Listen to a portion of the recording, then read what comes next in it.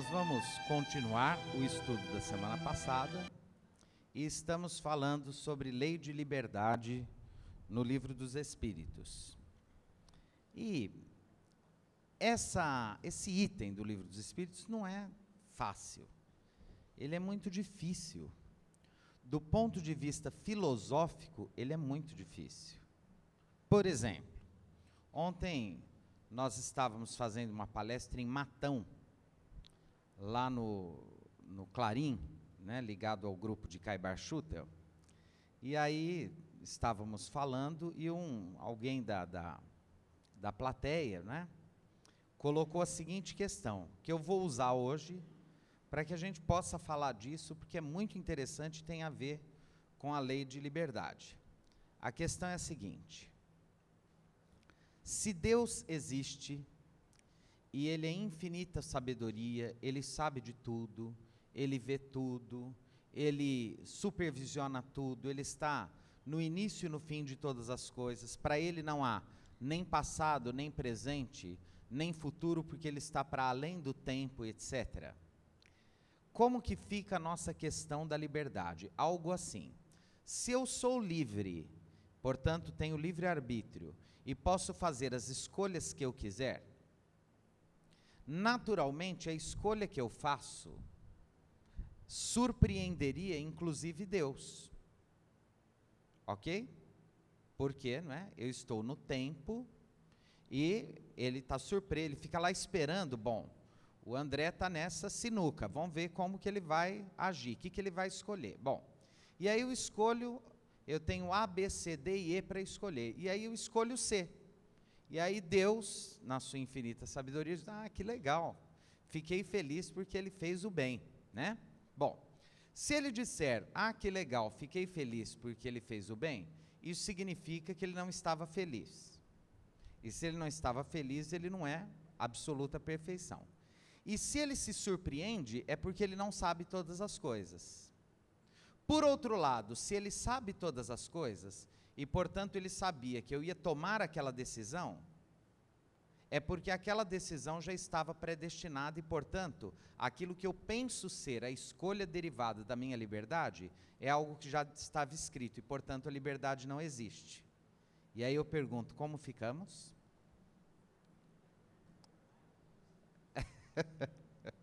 Não é interessante? Quer dizer, se eu sou livre e, portanto, as minhas escolhas são surpreendentes, tem alguém que elas não podem surpreender, que é Deus. Eu estou sendo claro ou não? Tá? E se, portanto, ele não se surpreende porque ele já sabia, isso quer dizer que naquele momento a minha escolha só é liberdade para mim, porque na engrenagem do mundo como um todo, sempre se soube que naquele momento, naquela situação, eu escolheria aquilo. Do ponto de vista filosófico, então, o que nos resta? E aí eu lembro de um velho professor de filosofia e de uma frase que eu gosto muito dele, que é a seguinte: o que é a filosofia? A filosofia é o conhecimento pelo qual, no qual e através do qual tudo permanece tal e qual. Em outras palavras, na prática, sabe o que muda? Nada. Ou seja, isso aqui é uma elucubração filosófica que é importante seja feita. No entanto, a vida nos convida a pensarmos as nossas obrigações agora, nesse momento, nesse instante, aquilo que a vida exige de nós. Como assim? Então vamos lá.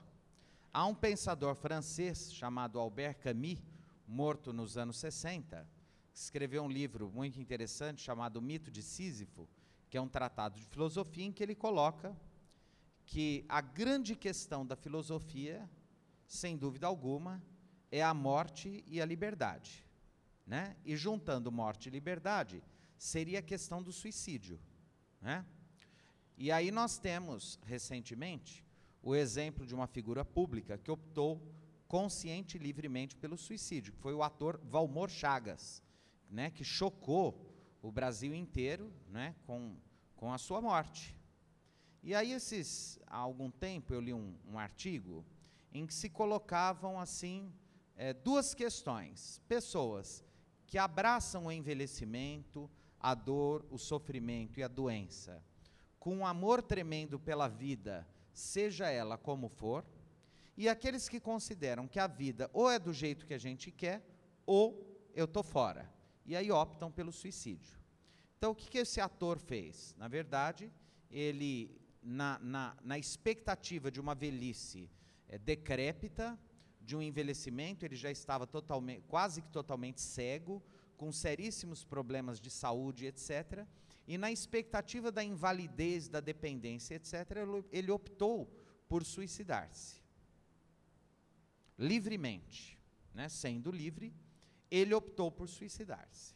Como deve ser a nossa postura enquanto espíritas diante de um gesto como esse? Alguém diria, nossa, nas obras espíritas nós lemos que o suicídio é o pior dos crimes e etc e tal. Só que em outra parte das obras espíritas, nós vamos ver que pior do que o suicídio é o julgamento dos outros. Então, ao mesmo tempo que há uma recomendação de que a gente deve valorizar a vida, né, e não deve matar-se, suicidar-se, numa outra parte está lá, não julgueis para que não sejais julgados. Então, qual é a postura do espírita diante de uma situação como essas? De uma situação como essa, é a postura da compreensão, do entendimento, do amparo, da bênção, da prece, das vibrações de simpatia. Por quê? Porque ninguém está no coração daquele que tomou uma atitude dessa para realmente julgar. O Chico Xavier uma vez nos disse que muitos suicidas são premiados com a misericórdia divina.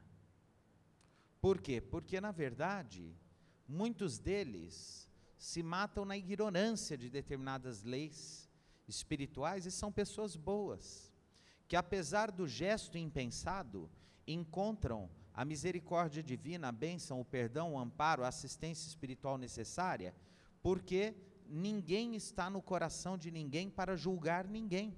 Todos nós erramos e acertamos. Somos espíritos em evolução na Terra, como passageiros de um imenso navio, que ora acertam, ora erram, ora acertam, ora erram. Quando a gente cai, tem gente que está de pé, segura na mão da gente, levanta. Quando a gente cai, tem gente que está de pé, segura na mão da gente, a gente levanta. E assim nós vamos tentando uma evolução pessoal e uma evolução coletiva, em que a nossa tarefa cristã é abençoar, perdoar e não julgar. O não julgar não significa concordar e nem significa fazer igual, mas compreender o direito que o outro tem de fazer as escolhas que ele quer, porque é a doutrina da liberdade. E nós estamos todos sujeitos à lei de evolução.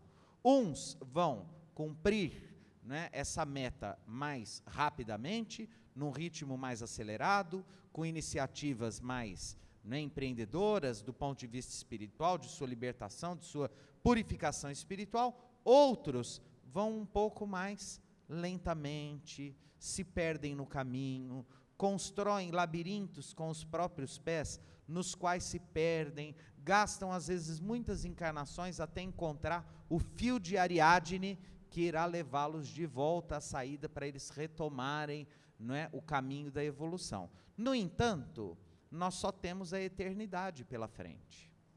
Então essa questão de tempo é muito relativa. Quando a gente fala de tempo, eu gosto muito de uma passagem do Emmanuel, em que ele diz para o Chico o seguinte, que 50 anos na vida terrena equivalem a 5 minutos na vida espiritual. Numa relação aí, né, de relatividade. 50 anos na Terra equivaleriam a 5 minutos no mundo espiritual. Então aqui, de verdade, quem abrir lá o Evangelho segundo o Espiritismo, naquele capítulo Bem-aventurados os aflitos, vai encontrar uma lição que eu gosto muito. Não sei se mais alguém gosta aí. O título da lição é A Melancolia. Eu gosto até porque eu acho a palavra bonita. Melancolia. E eu sou, apesar de ser muito alegre, eu sempre fui melancólico, desde criança, né? Eu gosto, né? Eu gosto de música triste, de filme triste, de poesia triste, adoro uma coisa, né? Aquela coisa, né? Acho bonito, né? Acho lindo. Isso daí é o passado que a gente traz, né? A gente traz muita coisa do passado, né? Muitas lembranças que estão lá. E nessa lição da melancolia, que está lá em Bem-aventurados os aflitos, se diz que às vezes, mesmo quando está tudo bem, a gente sente uma vaga tristeza. E a gente olha a nossa vida e a gente tem onde morar, a gente tem o que vestir, come bem, está com saúde, está tudo certo, e ainda assim, a gente sente um vazio, uma vaga tristeza que toma conta da gente e que a gente não consegue explicar. E lá nessa lição do Evangelho está escrito assim, que isso se deve a uma lembrança que a gente traz do passado, da nossa verdadeira origem. Por quê? Porque no mundo terreno, todos nós invariavelmente somos estrangeiros, porque a gente não existe para ficar eternamente aqui. O mundo da matéria, o mundo da forma, o mundo plástico das reencarnações, é o mundo da transitoriedade. Então, nós não fomos criados por Deus para habitar a Terra, né? A gente é atraído para as reencarnações terrenas, para esse mundo difícil, de provas, de expiações, e a gente é feliz até que tem uma unha encravada, porque quando começa a doer, ninguém consegue ser feliz. Ninguém consegue ser feliz com uma cólica renal. E é um problema do corpo físico. Nós reencarnamos num corpo extremamente frágil. Um vírus, uma bactéria, uma vida microscópica é capaz de nos levar à desencarnação em questão de minutos. Olha como a gente é frágil, como a gente é vulnerável ao mundo da Terra. Então a gente reencarna aqui, mas ninguém deve ter como objetivo ficar reencarnando aqui, marcando passos séculos e séculos. Por quê? Porque a nossa natureza é espiritual. Eu já citei essa passagem aqui.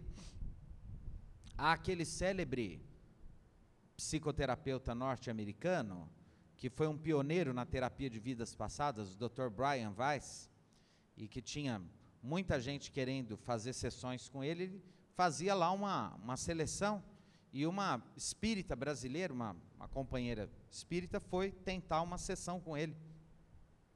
E ele perguntou: o que a senhora está fazendo aqui? Ela falou: eu vim em busca de uma experiência espiritual. E ele falou: então eu não posso ajudá-la. E aí ela não entendeu, e ele explicou. Ele falou: porque nós não somos seres humanos em busca de uma experiência espiritual. É o contrário. Nós somos espíritos eternos e imortais, vivendo temporariamente uma extraordinária experiência humana. Olha que interessante. Então nós não somos homens em busca do espírito, nós somos espíritos que ainda ignorantes, né, entrevados espiritualmente, cheios de preconceitos, de ignorâncias, de atrasos, né, de sentimentos ainda inferiores. Nós somos atraídos para o mundo da Terra, para o mundo denso, e vivendo as experiências de escola e de hospital, ou seja, de aprendizado e de dor, de sofrimento, a ideia é a gente reencarnar cada vez menos, de forma mais espaçada, e em reencarnações cada vez mais felizes. Quando a gente luta para ter um mundo melhor, que a gente fala assim: eu estou lutando pelas futuras gerações. É nada, a gente está lutando por si mesmo, porque as futuras gerações somos nós que vamos reencarnar aqui. Então, se a gente está fazendo um mundo melhor, fiquemos tranquilos que é para nós mesmos, né? Esses dias, lendo um livro da Cora Coralina, a poetisa goiana, que começou a vender livro com 82 anos, ela estava contando como era a infância, no final do século XIX e início do século XX. Então ela dizia assim, que as crianças não tinham direito a nada. Numa fazenda, primeiro sentavam os mais velhos, os avós, os bisavós, Servia-se os velhos, depois os adultos, e o que sobrava vinham as crianças para comer a sobra dos adultos, e mais, em alguns lares, a criança só tinha direito de sentar na mesa do jantar depois que se tornasse mocinho, porque até se comia com os funcionários na cozinha. Era assim a vida da criança. Hoje, quando nasce uma criança, o que acontece com a família, hein? Tudo para, porque é tudo para criança. O mundo mudou? Mudou, porque esses espíritos que estão reencarnando agora, já são espíritos que têm mais méritos para ter uma vida melhor do que os espíritos do passado. Então, nós estamos transformando até a maneira como lidamos com as crianças, porque esses espíritos já têm mais méritos. Eles já nascem com uma mentalidade espiritual diferenciada de todos nós. Então, a gente já acolhe. Ó. Eu vivo torcendo para chegar à minha próxima encarnação. Quando o sofrimento está muito grande, eu falo, será que vai demorar muito para chegar à próxima? Né? Porque se a gente fizer tudo direitinho aqui, na próxima, nós vamos pegar um corpinho novo, bonitinho, bebezinho, vamos reencarnar com mérito, se a consciência nossa está em paz, se a gente cumpriu os deveres, amou e etc., nós vamos pegar um corpinho novo, começar tudo de novo, fazer tudo de novo, com méritos, com possibilidades de viver alegrias que muitas vezes nessa encarnação a gente não conseguiu viver. Por quê? Porque a vida o tempo todo, a cada passo do caminho, foi nos surpreendendo com os débitos lá do passado. E é sobre isso que eu estava falando ontem, lá em Matão também. Qual é a ideia? A ideia é a seguinte: a base da filosofia espírita, na compreensão da justiça divina, inclusive dessa questão da liberdade, está na razão, no primado da razão. Então nós acreditamos que todo efeito provém de uma causa. Mas nós precisamos tomar muito cuidado, porque isso só é consolador quando nós temos a capacidade de abstrair mentalmente para uma dimensão metafísica do pensamento, na crença, na convicção de que isso se dá no tempo e no espaço através das reencarnações. Por quê? Porque o mundo material, na experiência imediata, é absolutamente o contrário disso. Como assim? Então vamos lá. Vamos olhar à nossa volta, que nós vamos ver uma série de pessoas que fizeram o mal, gente corrupta, né, ruim, etc., os jornais, e que se dão bem na vida. Estão ricas, muito bem, obrigado, com muita saúde. E aí a gente vê uma pessoa boa, santa, pura, tal, que só fez o bem, às vezes durante anos, num leito, sofrendo, dores terríveis. E aí a gente fala, mas espera aí, que Deus é esse? Quer dizer que uma pessoa má só consegue coisas boas, e uma pessoa boa tem que passar por tudo isso. Ou seja, o mundo, na sua compreensão materialista imediata, ele é injusto, ele é cruel, ele é inóspito, ele é hostil. A única forma de lidar com essa realidade imediata, perceptível e observável, é a crença, é a dimensão da fé. Qual? Eu acredito que há um Deus, que esse Deus é bom, que esse Deus é justo, que esse Deus é compaixão, é misericórdia, é sabedoria, e que, portanto, se tudo está dessa forma, até isso que parece errado está certo, porque ele não se surpreende. E um dia, liberto do corpo, no mundo espiritual, com a visão espiritual dilatada, eu vou compreender e entender as razões que hoje, míope, cego das realidades espirituais, pela própria condição física, eu não consigo ver. E aí essa crença, essa fé pujante, me alimenta e me dá serenidade para esperar que um dia eu entenda tudo que nesta vida eu não consegui entender, porque não fazia sentido, porque o sentido proposto pela doutrina espírita a partir da lei de causa e efeito, ele é compreensível através da fé e através da razão no mundo espiritual, não aqui e agora. Porque aqui agora nós não temos essas informações. E ainda bem, porque seria desastroso. Se a gente começasse a descobrir quem é nosso filho, quem é nosso pai, quem é nosso irmão, quem é nosso cunhado, quem é nosso neto, e o que a gente viveu com eles no passado, a gente não conseguiria muitas vezes amar, porque descobriria episódios e experiências que nos fariam reavivar no nosso centro de memória espiritual afetos extremamente negativos que comprometeriam a possibilidade do amor, que renasce com o esquecimento do passado. E isso é maravilhoso, isso é uma bênção. Nós estamos aqui no mundo anestesiados, nós estamos livres da memória que nos atormenta.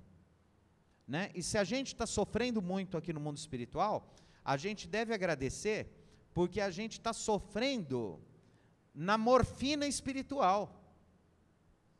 Nós estamos sedados, porque a gente não sabe quem foi, o que fez, o que praticou, ainda bem. E isso diminui muito o nosso sofrimento e as nossas culpas. Porque se a gente tivesse acesso a essas informações, nós mergulharíamos num estado de depressão, num estado de tristeza, de culpa, que comprometeria a nossa possibilidade de trabalho e de evolução espiritual. E aí vem o seguinte, bom, ora, se tudo está certo, inclusive o que está errado, isso está compreensível ou não? Até o que está errado está certo, porque está errado temporariamente na nossa visão, mas se Deus permite que assim seja, é porque está dentro de uma engrenagem, de um projeto de evolução para o mundo que está, né, e que a gente ainda não entende. Bom, por que então, e eu já falei várias vezes isso, né? A fé do espírita deve ser uma fé madura, adulta. Como assim? A gente deve ter fé, mas não deve esperar que a nossa fé nos dê privilégios. Então, por exemplo, eu tenho um hábito. Quando eu saio para viajar com a família, eu paro com o carro, a gente faz uma leitura do Evangelho, antes de sair para a estrada, e faz uma prece pedindo proteção para os bons espíritos, para que eles nos protejam durante a viagem, na estrada, né? Que a gente seja amparado pelos anjos de guarda, pelos mentores espirituais, que todos que estão nas estradas também sejam protegidos, etc. e tal. Muito bem. E aí a gente vai mais em paz, né? Pede proteção e vai viajar. No entanto, eu nunca vivi a ilusão de que porque eu sou espírita, tenho fé e faço essa prece, eu estou livre de morrer na estrada. Como assim? Então não estou entendendo essa fé. Ué, então, se você mesmo assim acredita que pode morrer na estrada, por que você faz a prece? Porque eu acredito que depois dessa prece, se estiver no meu projeto reencarnatório morrer num acidente na estrada, eu vou estar desencarnando numa vibração que vai possibilitar favorecer a minha desencarnação em melhores condições de consciência espiritual. Então eu não faço a prece para não morrer, embora eu não deseje morrer. Foi claro? Não é isso.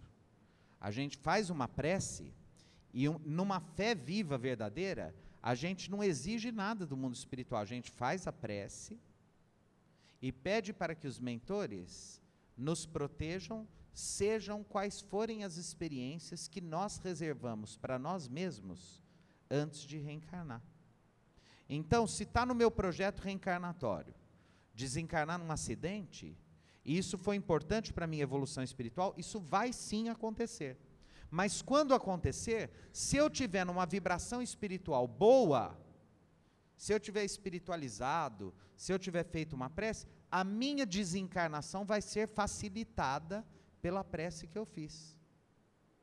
Que é diferente de eu estar lá achando que eu vou viver eternamente e que nada de mal acontece comigo. Porque aí se a morte me pegar, eu desencarno em condições de aflição e de desespero que eu não preciso ter.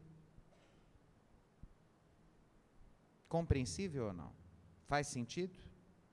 Então, assim, a nossa liberdade, ela tem uma dimensão de escolha, mas muitas vezes aquilo que parece, inclusive, que é algo totalmente livre, etc., muitas vezes já é determinado por uma memória espiritual em que a gente planejou que naquele momento nós escolheríamos tal coisa, sem dizer a interferência espiritual. E aí eu termino nossa palestra hoje, nossa aula, nosso bate-papo hoje, com uma pergunta do Livro dos Espíritos, que é enigmática e que a gente vai tentar chocar com essa questão da liberdade domingo que vem. Qual? Kardec pergunta para o Espírito de Verdade: os espíritos influenciam nas nossas vidas? E o Espírito de Verdade responde: muito mais do que podeis imaginar. Em verdade, em grande parte das experiências da vida, eles os conduzem. E aí como que fica a nossa liberdade? Mas isso a gente vai analisar no domingo que vem, se Deus permitir que estejamos juntos aqui. Que Ele nos abençoe e nos ampare.